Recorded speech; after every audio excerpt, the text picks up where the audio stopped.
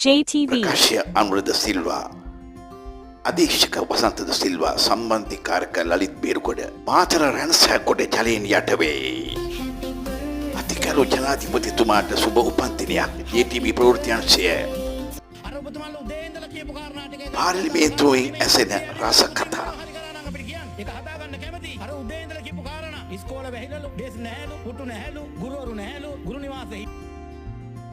මාතර කඩේ වීදිය දකුණ කුතුබ් සේක් යහියා යමානි හජි හරප්පා දර්ගා මුස්ලිම් දේවස්ථානයේ ප්‍රතිසංස්කරණයට මුස්ලිම් බදමුතුන්ගේ ආධාරය බලාපොරොත්තු වෙයි.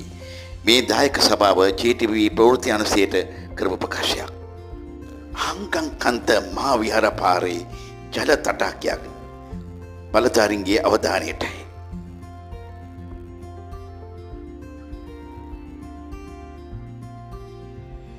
දිවිගේ මෝටර රථ දෙකක්